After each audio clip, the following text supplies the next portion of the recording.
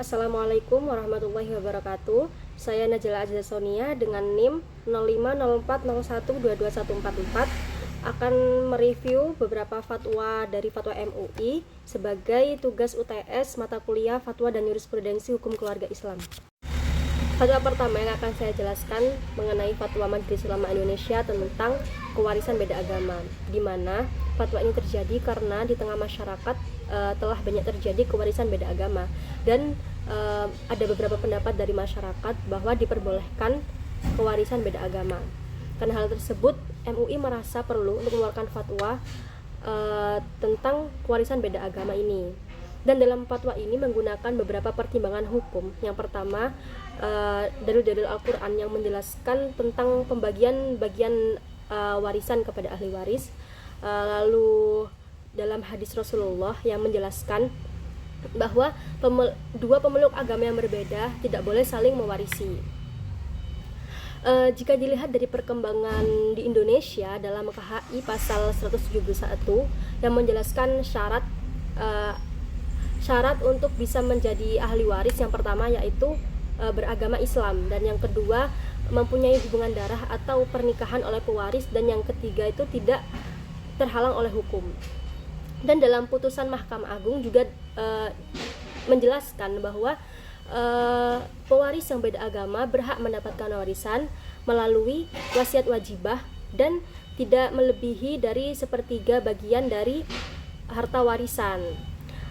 Dan oleh karena itu dalam fatwa ini sangat cocok dengan teori ta'yidi, diperkuat oleh dalil-dalil Al-Quran yang menjelaskan bahwa antara dua pemeluk agama yang berbeda itu tidak boleh saling mewarisi.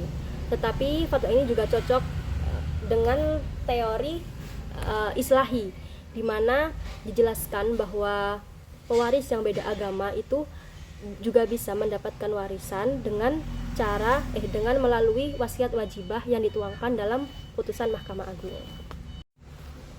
Fatwa selanjutnya yaitu fatwa dari Majelis Ulama Indonesia mengenai seputar masalah donor air susu ibu atau istirdo, di mana fatwa ini muncul karena terdapat aktivitas dari masyarakat berbagi air susu ibu terhadap bayi yang kekurangan suplai air susu ibu dikarenakan ibunya telah meninggal dunia atau tidak diketahui ibu kandungnya.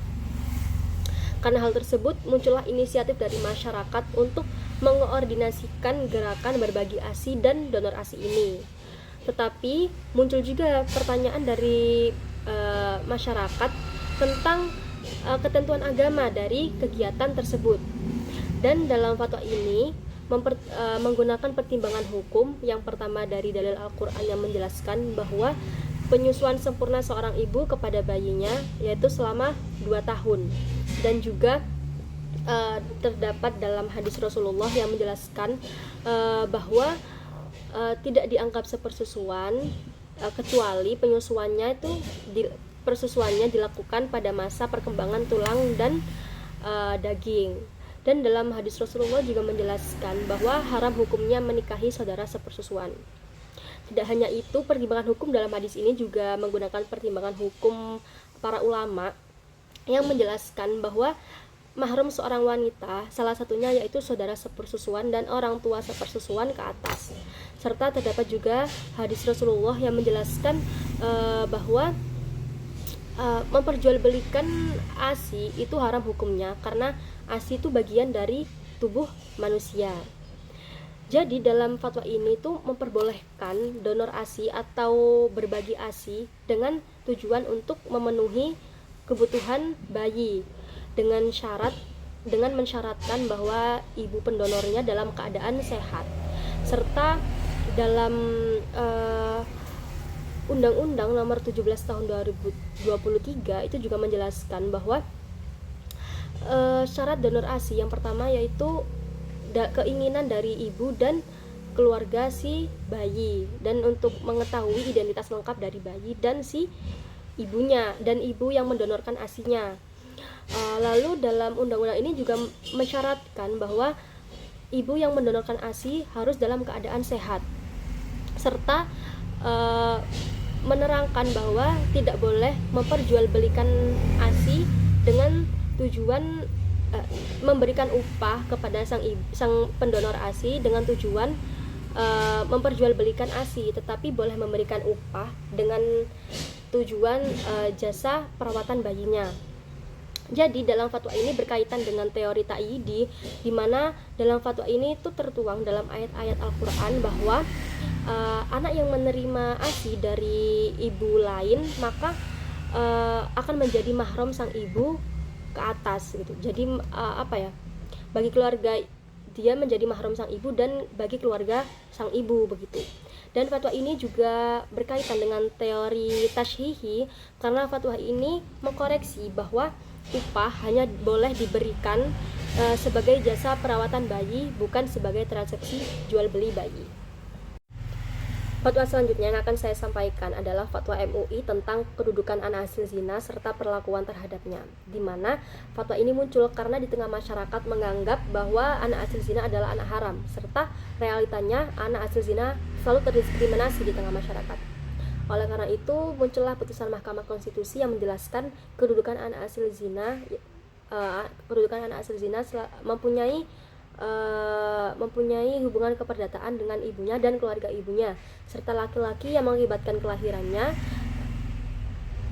dapat dibuktikan secara ilmu pengetahuan atau alat bukti lain secara hukum yang membuktikan bahwa dia mempunyai hubungan darah serta hubungan keperdataan dengan ayah biologisnya, dengan keluarga ayah biologisnya. Dalam fatwa ini menggunakan pertimbangan hukum yang pertama dalil Al-Qur'an yang menjelaskan mengenai azab dan dosa orang yang telah melakukan zina, serta dalil Al-Qur'an yang menjelaskan mengenai seseorang yang melakukan dosa tidak akan menanggung dosa orang lain.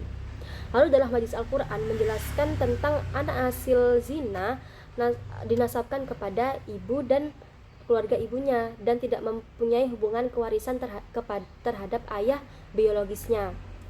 Terdapat juga pertimbangan hukum melalui ijma ulama yang menjelaskan menjelaskan anak hasil zina dengan keadaan anak yang dilahirkan di luar perkawinan dengan keadaan ibu yang melahirkannya telah memiliki suami, maka nasabnya bukan kepada laki-laki yang mengakibatkan kelahirannya, melainkan kepada suami dari ibu yang melahirkannya. Lalu dalam fatwa ini jika dikaitkan dengan teori ta'yidi sangat sesuai dengan perspektif hukum Islam, di mana telah ditegaskan bahwa nasab anak hasil zina itu kepada ibu dan keluarga ibunya saja dan tidak dinasabkan kepada ayah biologisnya. Lalu fatwa ini juga berkaitan dengan teori tashhihi, di mana di tengah masyarakat banyak yang menganggap bahwa anak hasil zina adalah anak haram dan menanggung dosa orang tuanya. Tetapi dalam fatwa ini telah menetapkan bahwa anak hasil zina bukan anak haram dan tidak menanggung dosa orang tuanya. Dan jika dikaitkan dengan undang-undang di Indonesia, dalam Undang-Undang Nomor 1 Tahun 1974, nasab anak yang lahir di luar perkawinan yaitu hanya kepada ibu dan keluarga ibunya, tidak kepada ayah biologisnya, kecuali ayah biologisnya mengakui bahwa anak tersebut adalah anaknya dan dapat dibuktikan secara hukum. Jika dalam hal kewarisannya, anak hasil zina itu hanya mewarisi dari ibunya saja dan keluarga ibunya. Dia dapat mendapatkan harta ayah biologisnya dengan cara hibah atau wasiat dari ayah biologisnya tersebut. Dan jika nafkah, anak yang lahir di luar perkawinan itu mendapatkan nafkah dari ibunya. Tetapi jika ayah biologisnya telah mengakui bahwa anak tersebut adalah anaknya, maka dia juga berhak mendapatkan nafkah dari ayah biologisnya tersebut. Dan jika dalam hal wali nikah, dalam KHI dan undang-undang perkawinan ini telah dijelaskan bahwa anak yang lahir di luar nikah itu tidak dapat diwalikan oleh ayah biologisnya, tetapi diwalikan oleh wali hakim.